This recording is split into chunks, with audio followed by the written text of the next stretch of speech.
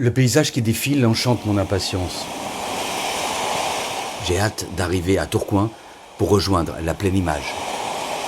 Solveig m'a promis que j'allais rencontrer des exaltés, tous passionnés de restituer le passé dans son moindre détail, en compagnie des meilleures technologies. En 1789, l'enlumineur illuminé William Blake nous explique que, si les portes de la perception étaient nettoyées, chaque chose apparaîtrait à l'homme telle qu'elle est. J'ai hâte d'arriver.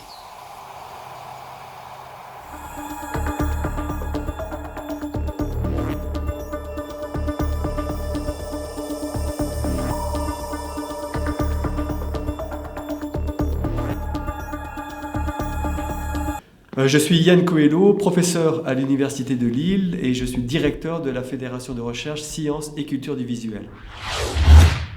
Je m'appelle Jérémy Kundokovic, je suis ingénieur d'études en histoire appliquée à la restitution numérique au sein de la Fédération de recherche Sciences et Culture du Visuel.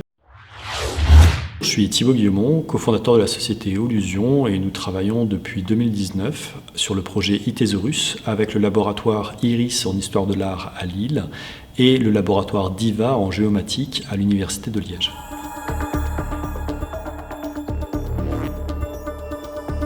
Bienvenue sur le site de la Fédération de recherche Sciences et Culture du Visuel. Nous allons pouvoir vous montrer l'ensemble des installations que nous utilisons ici, donc les technologies innovantes que nous utilisons, mais aussi les projets de recherche qui s'appuient sur ces technologies pour pouvoir développer des projets innovants en interaction avec les industries créatives et culturelles, mais aussi en interaction avec les acteurs du monde artistique. En collaboration avec Pleine Image, la Fédération de recherche Sciences et Culture du Visuel favorise le développement de la recherche scientifique, de l'innovation technologique, mais aussi du développement économique, afin de créer un pôle d'excellence fortement soutenu par la région et par la métropole européenne de Lille, et qui ambitionne de devenir un site leader au niveau international dans le domaine des industries créatives et culturelles.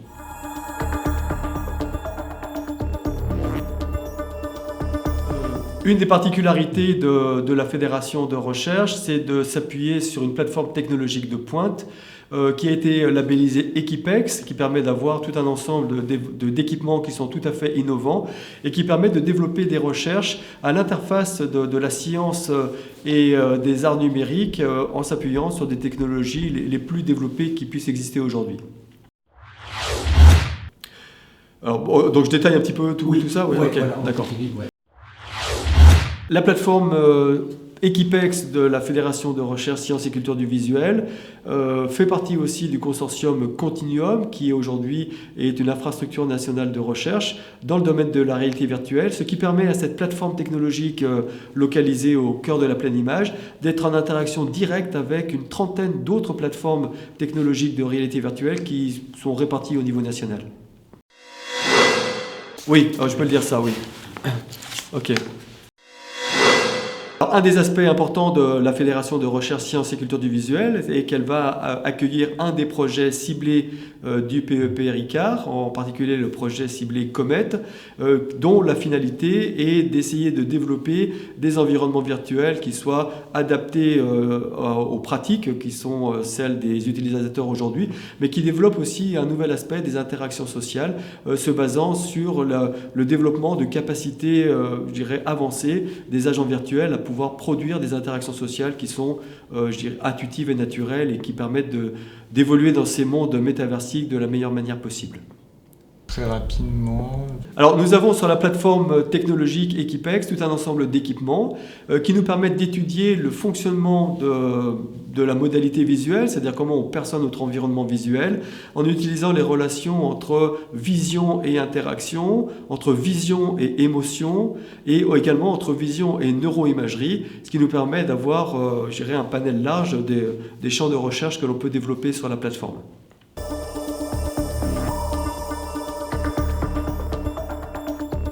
Parmi les technologies innovantes que nous allons vous montrer, une technologie est tout à fait intéressante, c'est celle qu'on appelle double point de vue, qui permet de visionner en fait deux mondes virtuels en parallèle et de pouvoir avoir deux personnes qui collaborent au sein de ces deux environnements virtuels. Lorsque vous avez deux acteurs qui utilisent ce dispositif, chacun voit son propre environnement virtuel et de ce fait peut interagir de sa manière, mais collaborer, coopérer avec l'autre personne qui, elle, est immergée dans un autre monde virtuel.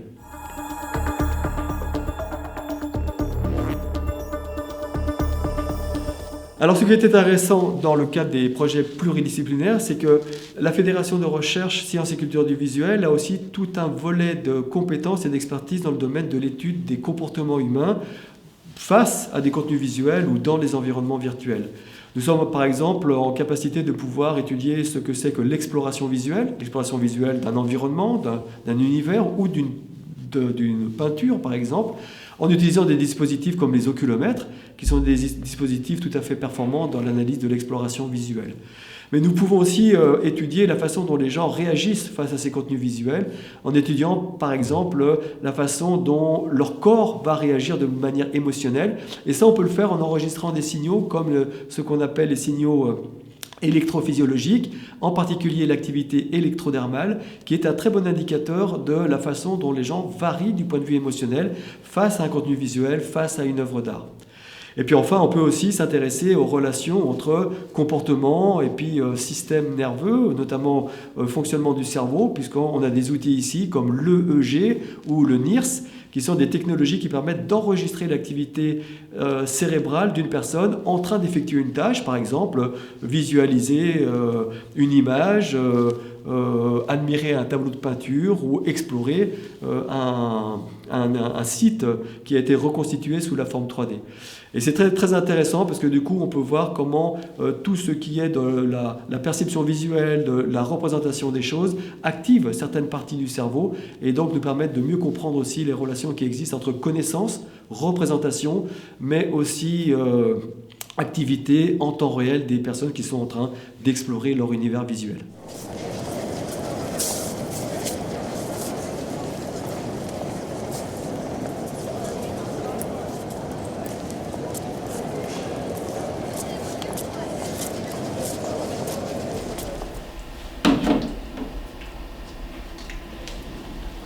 Du coup, l'expérience elle consiste en deux tâches. Donc la tâche pupille, durant laquelle les participants vont devoir déterminer si la taille de la pupille est grande ou petite, en fonction de différents paramètres et en fonction de différentes distances d'arrêt. Et la deuxième tâche, donc, c'est la distance interpersonnelle. Et cette fois, on va demander aux participants de stopper l'avatar à la distance à laquelle il se sent confortable pour entrer en interaction avec. Donc moi, ma mission pendant mon stage, c'est de définir les bons paramètres pour que la tâche soit ni trop facile pour les participants, ni trop difficile.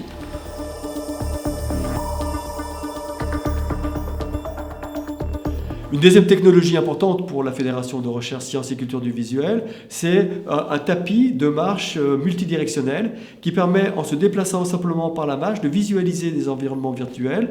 Par exemple, visualiser une œuvre d'art qui a été construite pour être représentée dans un espace 2D, mais pour pouvoir être visualisée comme si elle existait sous la forme 3D.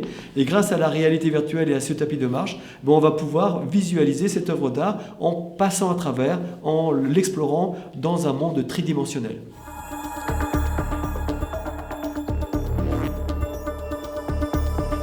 Nous essayons aussi de participer à tout ce qui est autour de la médiation culturelle. Nous avons des interactions assez régulières avec des musées comme le musée du Louvre à Paris ou le musée Louvre-Lens ou aussi éventuellement le musée de Saclay.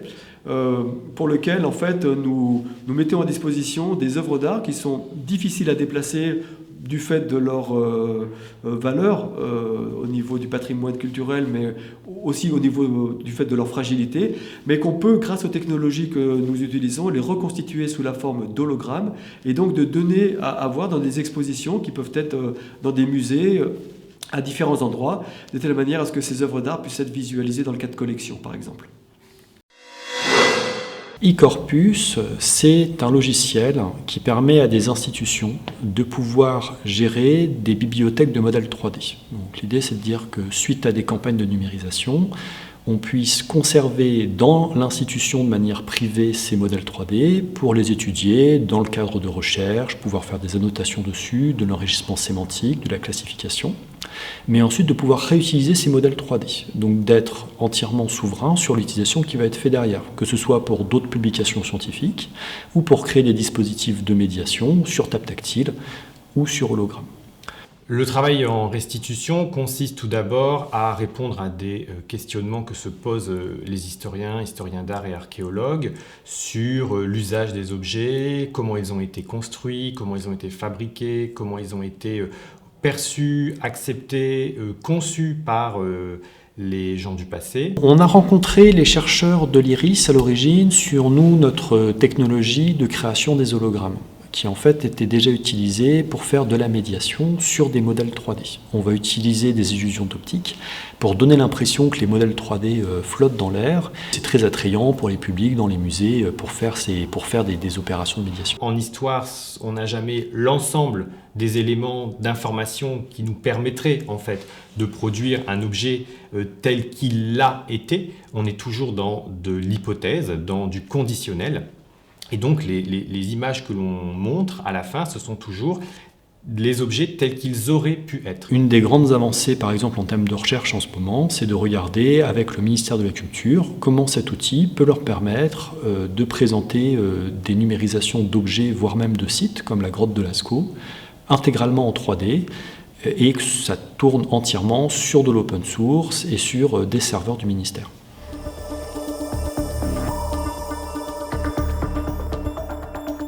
Un autre équipement majeur de la Fédération de recherche sciences et culture du visuel est son fameux dispositif de réalité virtuelle TOR, qui signifie The Open Experience, et qui a la particularité d'avoir un écran qui est totalement courbe, ce qui est inédit, ça n'existe nulle part autre part. Ça a été construit exclusivement pour la Fédération de recherche sciences et culture du visuel, et qui présente l'avantage d'avoir un niveau d'immersion qui est supérieur au dispositif classique, et en même temps de pouvoir explorer de manière tout à fait naturelle les environnements virtuels. Un des projets qu'on pourra montrer à travers ce dispositif TOR, c'est la reconstitution d'une tombe étrusque qui se trouve en Italie et pour laquelle on a la possibilité aujourd'hui de la montrer telle qu'elle existe et qu'on peut encore visiter en Italie, mais surtout telle qu'elle existait à l'époque, en replaçant les peintures qui existaient dans le passé, voir quels étaient les comportements des personnes qui étaient à l'intérieur de ces tombes lorsqu'elles les visitaient. Ce qui est intéressant avec la reconstitution de ces danses du XVIIIe siècle, par exemple sous la forme d'un agent virtuel, c'est qu'elles ne sont pas là pour remplacer l'artiste, le danseur qui, lui, est capable de produire ces danses et de les donner à voir, mais elles peuvent être tout à fait intéressantes dans des conditions où il peut y avoir interaction entre danse et puis d'autres activités. Je pense en particulier, par exemple, à la formation des musiciens qui vont devoir en fait jouer des partitions de musique qui sont la plupart du temps des danses. Quand les gens jouent une gavotte ou qui jouent une sarabande, en fait, ces pièces musicales renvoient à des danses. Et on a un projet aujourd'hui avec le conservatoire à rayonnement régional de Lille, le CRR, pour lequel on va donner la possibilité pour les musiciens de voir comment ces danses étaient produites à l'époque sous la forme d'une reconstitution en réalité virtuelle, de telle manière à ce qu'ils puissent prendre conscience comment ces danses étaient pratiquées avant de pratiquer leur instrument et de jouer la musique qui renvoie à ces danses. Vous avez quelque chose là ou pas ? Ça ressemble à quoi ? Enfin, ça ressemble à quelque chose. Moi, j'ai bien là en fait, et la danseuse, et le mobilier, et les vases. J'étais loin de m'imaginer ce matin que j'allais ouvrir une multitude de portes de la perception durant toute la journée. Et par la même occasion, faire un clin d'œil de taille à Jim Morrison. Lui qui savait que notre pâle raison nous empêchait de voir l'infini.